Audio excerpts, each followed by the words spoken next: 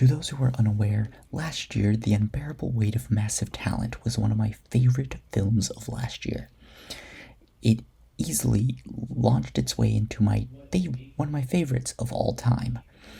So when I saw and heard of a new Nick Cage film coming out this year called Dream Scenario, where Nick Cage plays a character that just appears in people's dreams, I was very excited.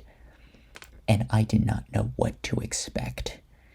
What I got was probably one of the weirdest movies I have ever seen in my life. And honestly, that is such a title worthy of a Nick Cage film. So let's get started, shall we? The story of Dream Scenario is quite simple. He is a professor on evolutionary sciences with a PhD, and he just apparently starts appearing in people's dreams. And it's really funny how in the beginning, all he really does is nothing. He just shows up and smiles and waves and goes about his business while everyone else is in like these dying times. As the story progresses, the dreams get weirder, he becomes more and more of a celebrity, and what actually happens is that this film is easily a satire on the life of a celebrity, and it's quite an interesting take on it, and a very interesting way to do it. What I find very fun about this film is the fact that there is literally an ad break in the middle of the movie.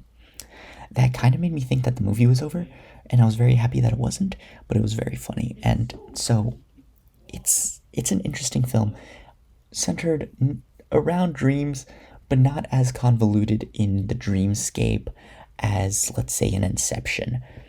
So truly, what I have to say is this story is a solid hand grenade, as I legitimately can't think of another story like this. And I do have to admit, calling it a drama, like a horror comedy, is a bit of a stretch, as it is pretty much strictly satire, but I am all for it. The cinematics were very good.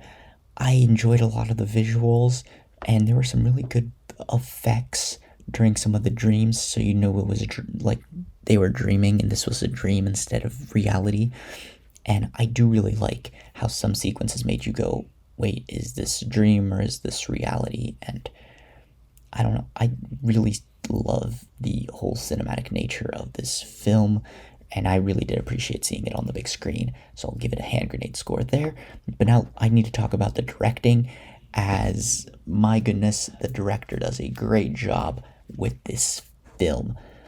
There are multiple scenes that are perfectly crafted by Christopher Borgli, sorry.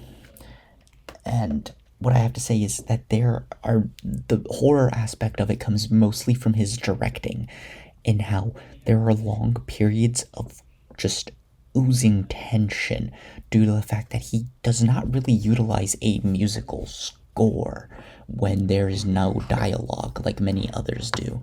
So it's just this silent tension that builds up in the room and makes you feel a little anxious for what's about to happen next.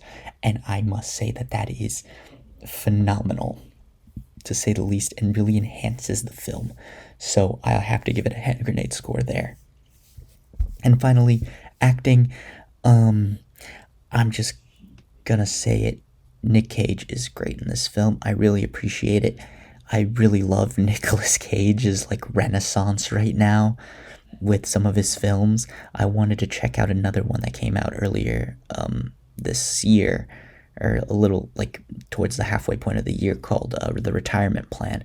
But I'm starting to think that might have left a sour taste in my mouth for Dream Scenario, which, I'm going to be completely honest, in the movie, the character ends up writing a book called Dream Scenario at the end, and in the title of the book gets changed to Je suis ton pire cauchemar in French.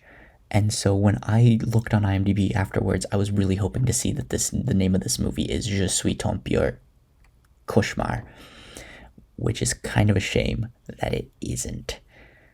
And so this film, acting, hand grenade score, my expectations and experience, this was not what I was expecting. But to be fair, if I can correctly expect a film and predict what will happen, I do kind of get less enjoyment out of it. So the fact that I didn't know what was coming, I liked this film even more.